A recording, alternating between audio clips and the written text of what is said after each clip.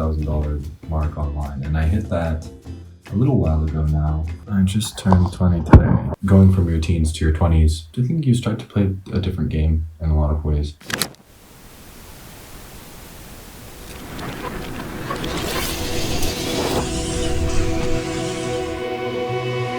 To not do university and to choose to build this business has been one of the best decisions I've made in my life because it has made me so much more resilient when it comes to things like stress and whatever else. Today, it's the first day in Madrid.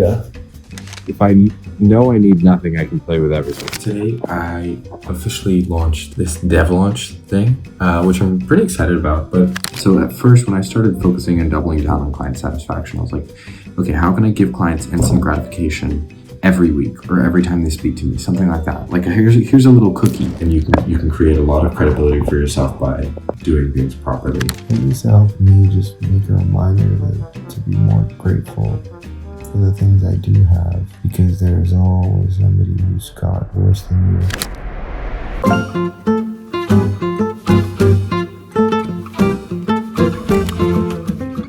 Asking the right questions. You know, I'm running a development agency. I've been running one for the past 3 years. And I would ask myself, could I confidently say that all of my clients would, shout my name off the rooftops and say how good I am? And the answer to that was no. Very truthfully, I couldn't say that. And so I started focusing everything on that question. How do I say yes to that question? And then recently, that question has since transformed into, what is my constraint as a founder, right? What is blocking me from getting to the next level as a founder, as a leader, as a manager, recruiter? And any time that I'm working on something, I have to ask myself, is this my biggest constraint? Is this action helping solve said constraints and work toward these goals that I have set for myself? I didn't ask myself this question of what is the constraint maybe 3 years ago.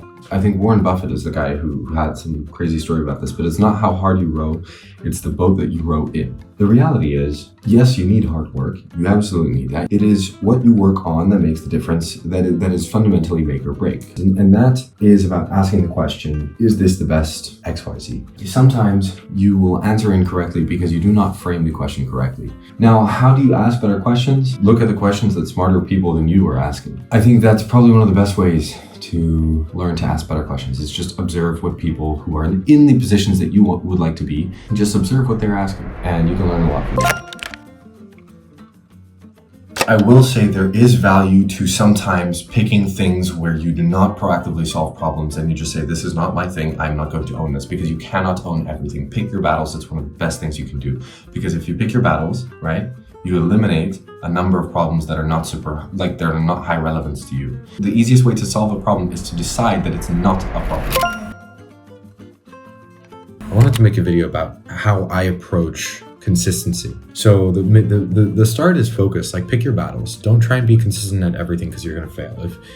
If you try and be consistent at meditating, rope jumping, skydiving, dog walking, yoga, spin classes, for whatever reason, you just want to do every damn thing, you're never going to be able to be consistent at all of them, because your attention is so split. And so the first thing that lets you be consistent, if you're somebody who doesn't come to you naturally, is don't try to be consistent at everything, right? So just pick one thing. And then step 2 is simplicity, and lower the bar to be consistent. So I've made a point of making these on a daily basis, but in order to do that, a big part of it is just make the task simpler to do, make it easier to do. I'm not going to make a point of making these the best or the nicest thing in the world. There's this mindset which is done is better than perfect. Sometimes you need perfect, sometimes you need done. And you need to be able to evaluate and discern when to use one, when to use the other.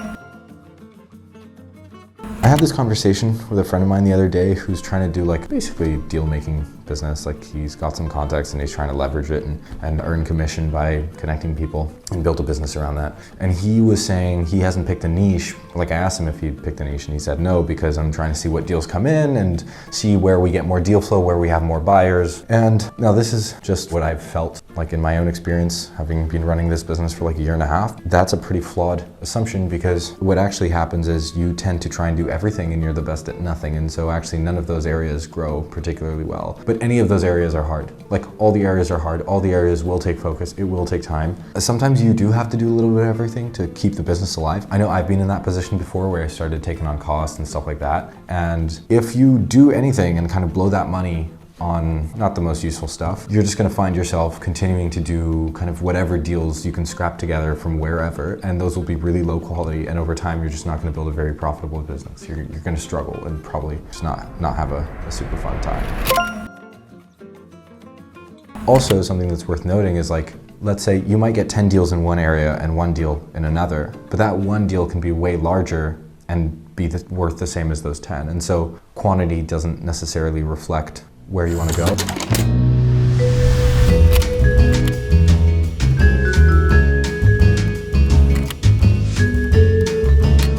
I wanted to share some reflections around how to communicate with both clients and prospects. Maybe less thought of, because people don't realize that I think the style of communication, the cadence of communication that you have with your clients makes a really big difference in your impression on them and the kind of professionalism you show or not. But also, I think being too professional can remove a lot of the potential relationship there, and the relationship is extremely valuable. If they are willing to go a little bit more informal with you, you should match that. Never go below, right? Never be more informal than them, because that looks unprofessional. But also, you don't need to be too formal. If they're really informal and you are too formal, then you might feel a little bit impersonal. These things with other people deepen bonds is actually extraordinarily valuable. It's just not super tangible value, and that's the problem, which I think most people underestimate how much value there is in the intangible things. That's a lesson that I learned from a friend of mine a long time ago. I realized the best way to get clients is like community and referral, but you don't always know where your next deal comes from. But it's about intangible value. You don't know, and that's okay. If I go out and hang out with a bunch of 17-year-olds who are just into school and gaming, I'm not going to get much value probably, so it's probably not really worth it. But if I'm going to go drink with CEOs of Fortune 500 companies, you can be damn sure that I'm willing to give up the next day worth of work to go and hang out with those people. That is a narrative that I don't think enough people think about. There is value in, doing the hobbies and things like that and having a social life. Things will go wrong. There's no point building a business predicated on the assumption that everything goes perfectly. That's usually a recipe for disaster. And creating that slack in your personal relationship for things to go wrong and for you to make a mistake and say, listen, I'm sorry. When you go and say, sorry, listen, I'm so sorry, and you really apologize for whatever mistake you made, you soften the blow of whatever little misstep you have.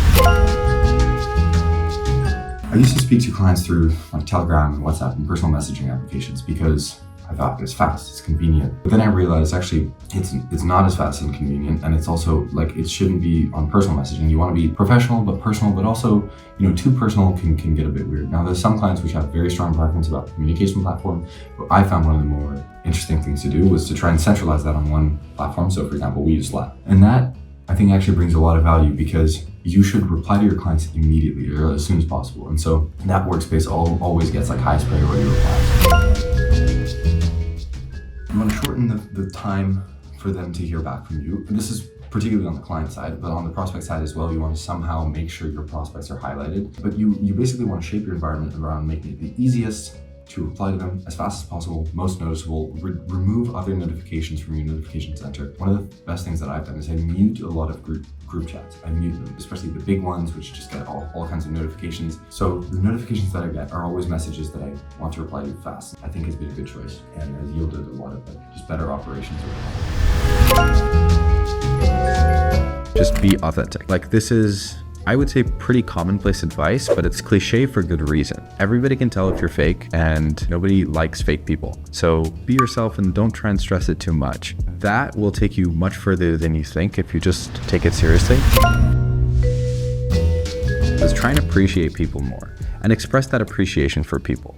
This applies specifically in the context of the relationships that you already have. It's not really how to make new ones, but how to deepen existing ones. But write cards, give little gifts. That makes people feel so valued. You will stand out in their network.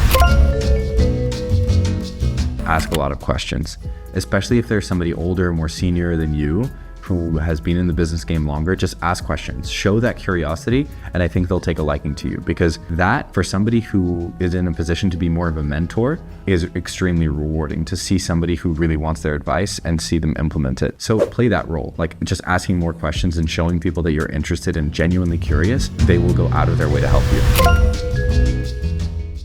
I'm saying what I should do is I should find a group of other founders or interesting people to share a place with, you know, and that doesn't have to be London, it can be wherever, but I have to find that like I have to grow those relationships. I need to double down on like where I'm spending my time physically and put that in somewhere where like it's with more people. At the end of the day, that's really what you're after. What you're after is a network of deep connections that you can rely on and go to for questions, for advice, not a really shallow and broad network of 1,000 people who you've shaken their hands.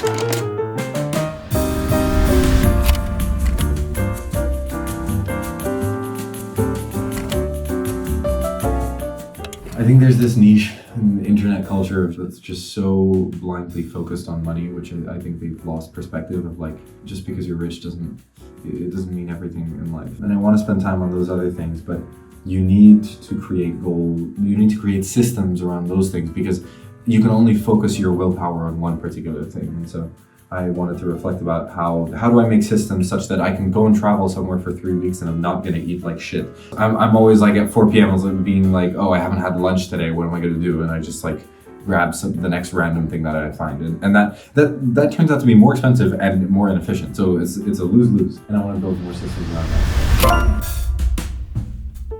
Not enough people think about what their ideal day-to-day actually looks like. They only think about like the big aspirational goals that they want to have, like they want to do this and that. And it's like, okay, but does the day-to-day of that thing actually seem like something amazing to you? Because if it doesn't, then you probably shouldn't pursue it. The goal should be making your day-to-day something that you really love. And what is that for you? That's the question. Sure, there's still some boring stuff, like everything, you know, it's not perfect, but it sure is, at least for me, really exciting. And I think that's something I've just been really grateful for recently. I think you can learn to like anything. I genuinely believe it's a mindset switch. If you go to something and you say, I will like this, you've never tried it before, but you will like it, I think you can choose what you enjoy and what you don't, at least to some extent. And I don't think enough people exercise that power. So a lot of this stuff about discipline on the internet. Discipline is doing what you don't want to do when you don't want to do it. I think it's an incredibly stupid definition to encourage. I mean, maybe that is a good definition, but then it's just a stupid habit to encourage, because by that logic, if you go, I don't know, go to the trash like a garbage truck driver, I don't want to do that. You know, if I go do it as a discipline, yeah.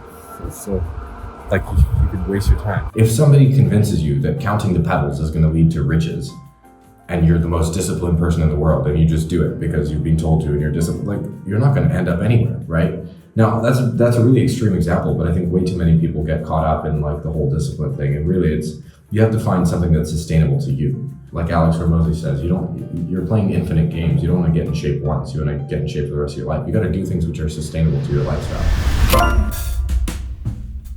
Parkinson's law. The work will expand to fill the time allotted for its completion. That is the law. Parkinson's law, I think, is really powerful. At least I have found it very powerful, because it has let me make my life, I think in my opinion, richer.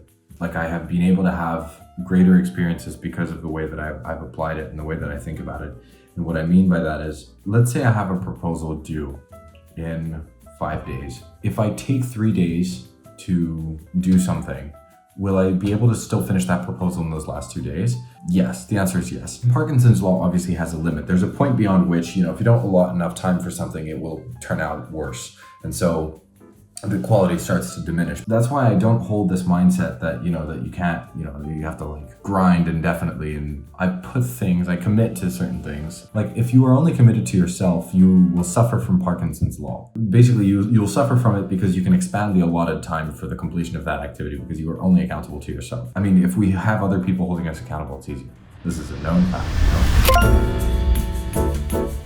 I've literally been able to create that life because that's what, for me, I want. And you can do that too. Like you can literally make life whatever you want of it. And I think really in the past year, I've started to see that, and that's been really exciting. And I just hope to kind of share that. You can make life whatever you want of it.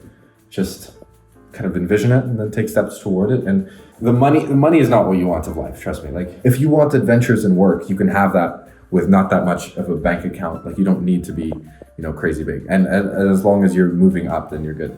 But like traveling and adventures don't have to be expensive, basically. So, yeah.